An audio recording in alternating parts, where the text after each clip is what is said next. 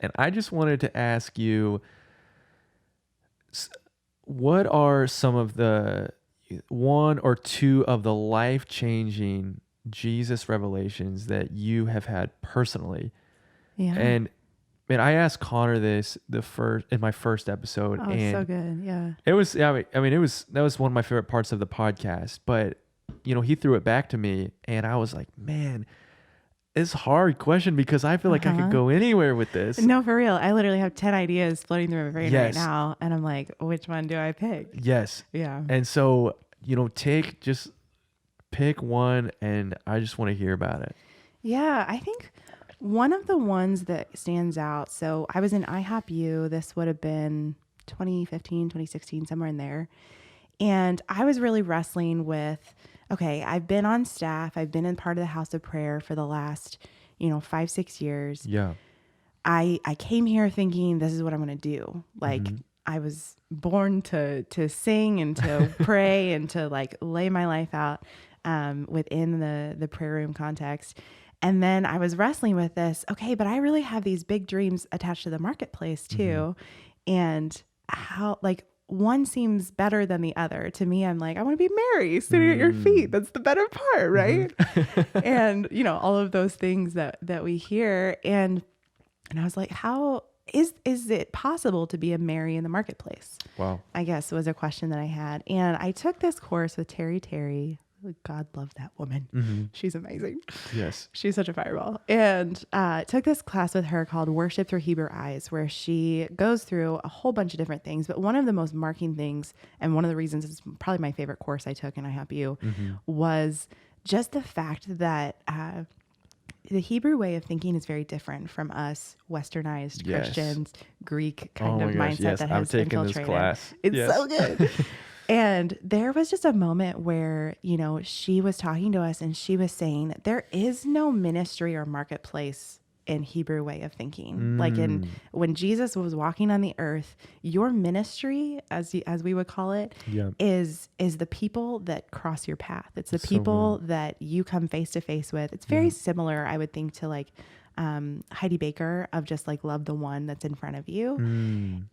But she broke it down in such a way that just made it so, I don't know, it didn't pit ministry and marketplace against each other, but more just was like, oh, wherever the Lord places me is actually going to be like, he has people for me to love on there. Yeah. There's a real devotion that I can put at his feet and real perfume, if you will, like pour on his feet, in whatever way, like whatever vocation I choose. Yep. And it was just like a remarkable time in my life. I was still in ministry for another year and a half after that.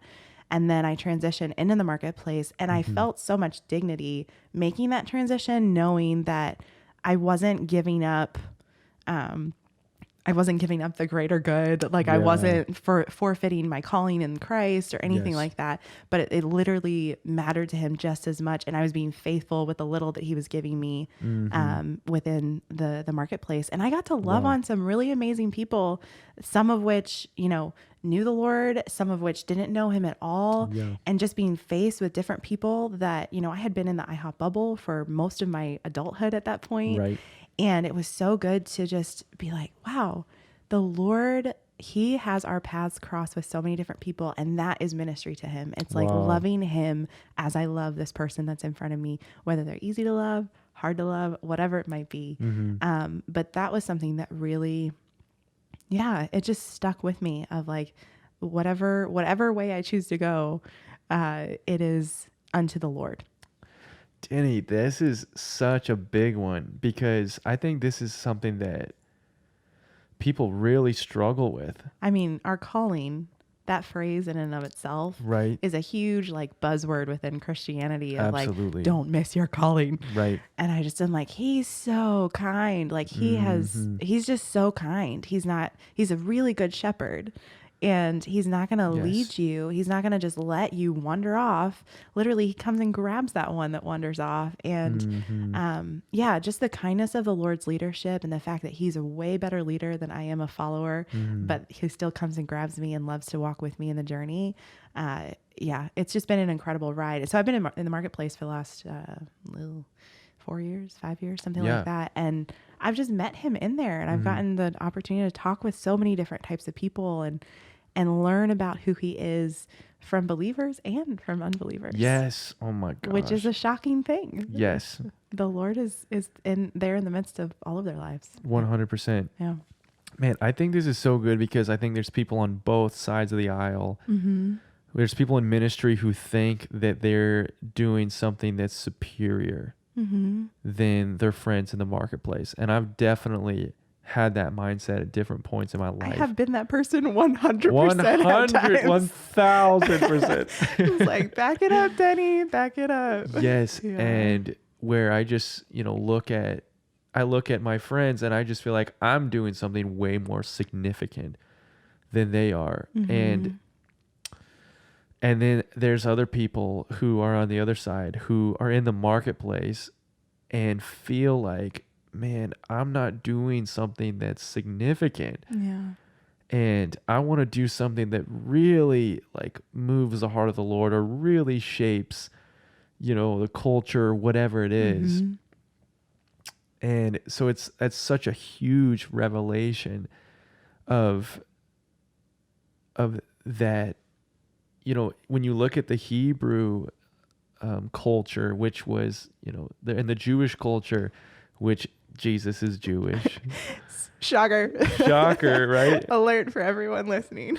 When you look at that culture and how there wasn't the sort of different categories, and then, but, you were to do it all unto the Lord. And, when you look at that Bible verse, I mean, we're pretty much quoting the Bible verse, whatever you do, do it unto the Lord.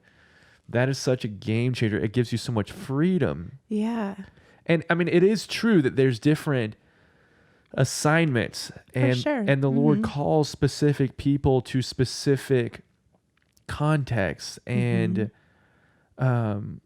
there's everyone has different assignments. And the most important thing is that you're being obedient. Yeah. Right. Yeah. But there is that, like, sometimes whenever he even gives you the freedom to choose. Yeah. And man, that's such a key piece to being in like a healthy relationship with him, is feeling that freedom. Yeah. There's just so much dignity on both sides that he bestows, because it's about us, following the Lamb wherever he goes.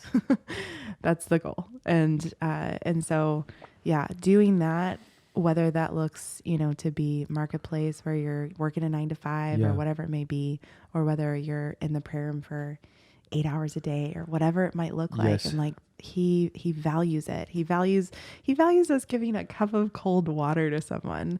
And so when we do that and we honor him just with something as simple as that, like how much more, the day in and day out duties of whatever our role and our vocation is. It's so good. I feel like you're ministering to me even as I'm listening to it.